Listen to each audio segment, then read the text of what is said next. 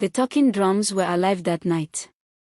Their wooden bodies throbbed beneath the hot stage lights, echoing across the Grand Hall in Victoria Island.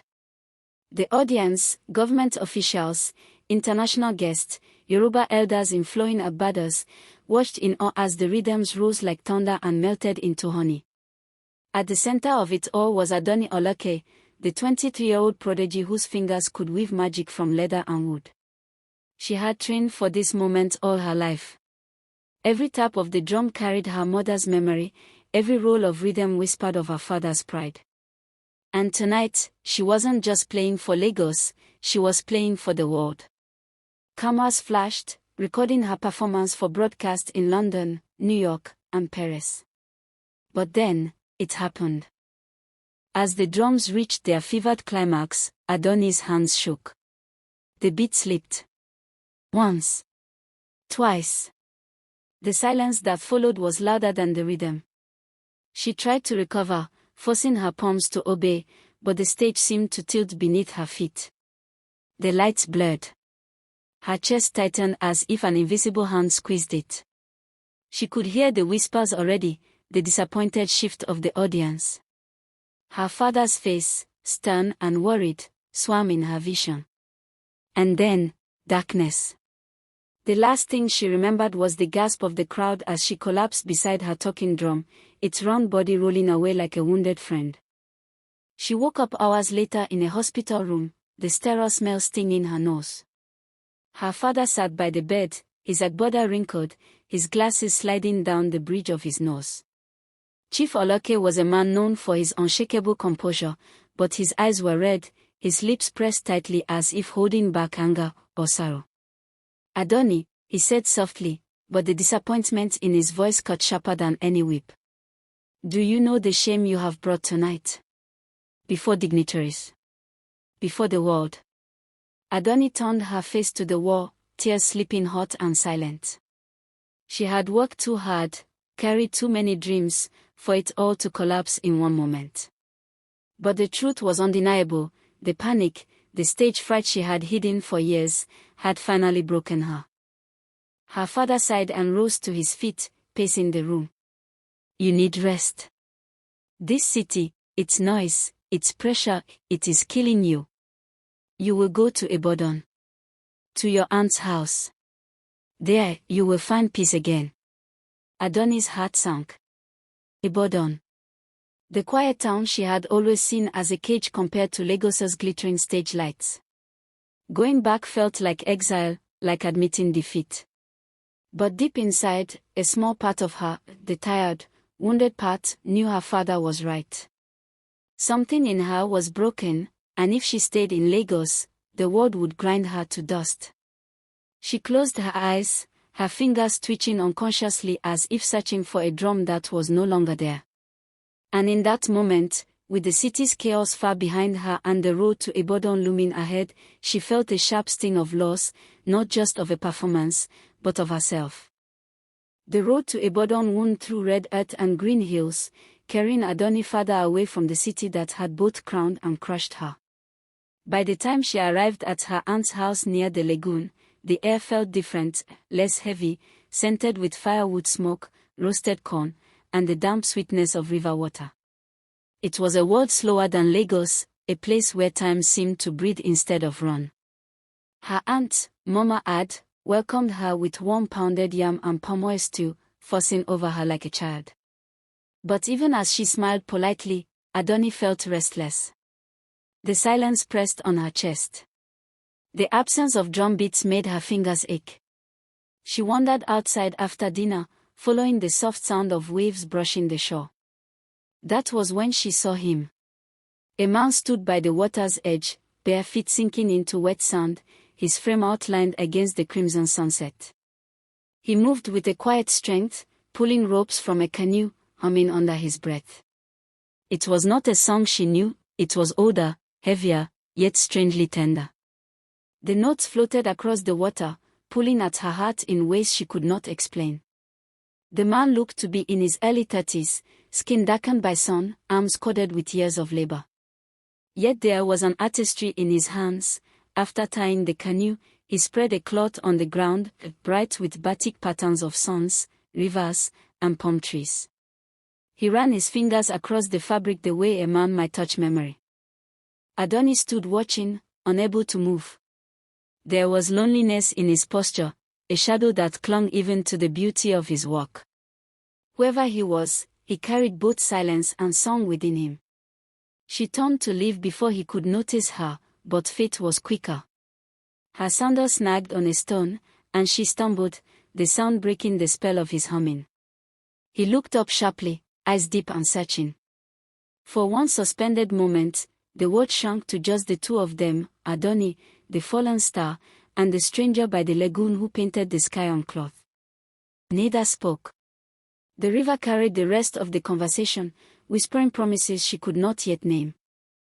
The next morning, Adoni heard it again, the tune. Soft, steady, drifting through the dawn air like smoke from a hidden fire. She followed the sound to the lagoon and found him once more, sitting on an overturned canoe, knife in hand, shaving wood smooth as glass. He didn't look up as she approached, but the humming never stopped. "Icaro," she greeted quietly, unsure why her heart beat so fast. He gave a small nod, eyes still fixed on the wood. "Icaro," his voice was low, carrying the weight of a man used to silence more than words. "What song is that?" she asked, unable to hide her curiosity. For the first time, he paused. His hands stilled, and his gaze lifted to hers. There was a shadow in his eyes, but also a warmth, as if he had been caught with something too personal. "It is not a song," he said finally. "It is an oriki. My wife, she used to love it." Adoni's lips parted, but no words came. She only nodded gently, the silence between them thick with things unsaid. He returned to his carving, but the air had shifted. She had touched something sacred without meaning to. Days passed, and the pattern repeated. She wandered to the lagoon, and he was there, sometimes painting batik cloth with dye-stained fingers, sometimes fixing nets, sometimes just staring at the horizon as though listening to the river's secrets. At first, their conversations were brief, clipped like the beats of a broken drum. But slowly, like dawn spreading across the sky, words began to flow. She played soft rhythms on a small drum she had brought from Lagos. The sound was hesitant at first, but soon, it danced with his humming. He showed her a cloth pattern with suns and rivers, explaining how every design told a story. She listened, fascinated, realizing that his art was not so different from her music. Both were ways of capturing memory, of refusing to forget. The villagers began to notice them together, her laughter by the lagoon, his voice lifting more freely than it had in years. Whispers rose in the market, teasing glances followed them at the evening well. "Ao's heart is waking again," the women said, smiling knowingly. And though Adoni tried to deny it, deep inside, she felt something stirring too. Something dangerous. Something she could not yet name. By the third week, peace had begun to feel almost natural. Adoni's laughter returned like rain after Harmattan, and Ao's eyes no longer carried only shadows. But peace, like a drumbeat, is fragile. One afternoon, her phone rang. Lagos calling. Her agent's voice was sharp, urgent. "Adoni, there's another festival.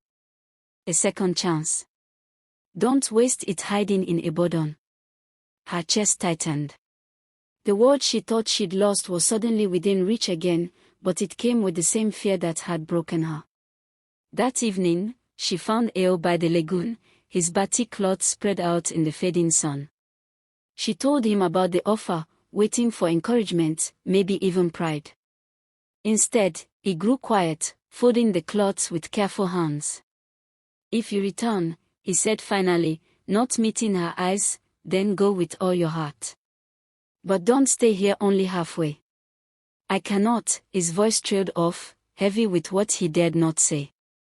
It was then she saw it clearly, his fear of opening his heart again, her fear of losing herself again.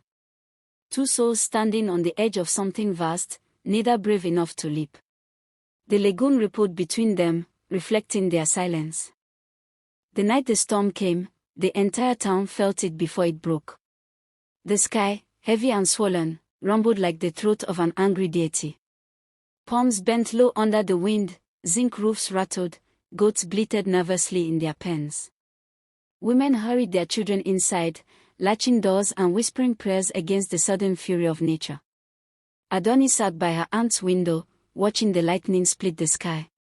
The rain had not yet started, but the air already carried its wild scent.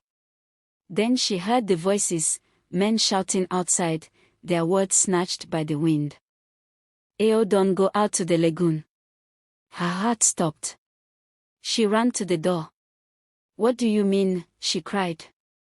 "In this storm." An old man shook his head gravely. "His canoe is still tied to the post. If the rope snaps, he will lose everything. He went to secure it before the rain." Adoni's chest burned. Lose everything? Had he not already lost enough? Without a second thought, she grabbed the wrapper, tied it tightly around her waist, and ran into the storm. The first drops fell like stones against her skin, cold and sharp. By the time she reached the lagoon, the rain was a curtain, blinding and merciless. The water churned, foaming and thrashing against the wooden post. And there he was, Ayo, soaked through, his shirt clinging to his body, wrestling with thick ropes that slapped and cut against his hands. "Ayo," she screamed, her voice nearly swallowed by the wind. "Leave it. You'll drown." He didn't turn. His jaw was set, his muscles straining as he fought the raging water. "I cannot lose this canoe," he shouted back. "It is all I have left." Lightning lit the sky, and in that flash, she saw not just a man battling the storm, but a soul clinging desperately to his pain. His grief had become his anchor, his excuse to keep drowning slowly. Something broke inside her. She splashed into the shallows, grabbing his arm. "And what about me?" she cried, tears mixing with the rain. "What about what I have found here? Do you think I came all this way only to watch you throw yourself away?" For a moment, he froze. The storm howled around them, but between their eyes, another storm raged, raw, unguarded. His breath shuddered, his grip on the rope faltered. "I don't know how to love again," he whispered, almost swallowed by the wind. "I'm afraid." Her hands tightened on his arm. "So am I. But isn't love always a kind of storm? Isn't it better to risk drowning together than to keep living half dead, alone?" The words pierced deeper than the rain. Slowly, painfully, he let go of the rope. It whipped away, lost to the water. And in its place, he clung to her. There, under the furious sky, they held each other, two broken souls confessing what words had long hidden.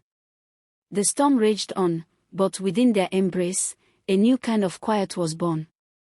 The rainy season passed, and with it the heaviness that once chained their hearts. By the time the Ibadan Cultural Festival arrived, the town had already begun whispering about Adoni and Ayo, the girl whose drums had fallen silent in Lagos, and the man who had taught silence to sing again. That evening, the festival grounds pulsed with life. Lanterns swung from bamboo poles, fires crackled, and women in shimmering geli bustled about with trays of puff-puff and palm wine. The talking drums echoed from the main stage, calling the people together like ancient messengers. Adoni stood behind the curtain, her palms sweating against the polished wood of her drum. For the first time since her collapse in Lagos, she was about to play before a crowd. Fear rose in her throat, but then she saw him. Ayo stood by the edge of the stage, arms crossed, his batik-stained hands resting on a folded bundle. His eyes met hers, steady and unshakable. She breathed. And then she began. The first strokes were soft, almost hesitant, but soon the rhythm grew. She wove the familiar heartbeat of the talking drum with the lullaby Ayo once hummed, lifting it into something new, something alive. The crowd leaned in, clapping, ululating, swept into her rhythm. At the song's climax, Ayo unfurled the bundle, a vast batik cloth that seemed to hold the sky itself. The lagoon at sunrise, the horizon bleeding gold into blue, stretched across the fabric. Gasps rippled through the crowd. His art and her music had become one story, told together at last. The applause thundered like rain on zinc. But Adonis' gaze searched only for him. And when their eyes met across the stage, she knew this was not just a performance, it was a promise. In the weeks that followed, the lagoon became their sanctuary. Children gathered in the evenings, clapping and dancing as Adonis' drum conversed with Aos brushstrokes. Music spilled into color, and color echoed in rhythm, until it seemed the river itself swayed with them. The villagers said it often now, when the sky bends low, it kisses the lagoon. And indeed, at sunset, as Ao painted with her drumming by his side, it was as if heaven and earth conspired to bind their story together.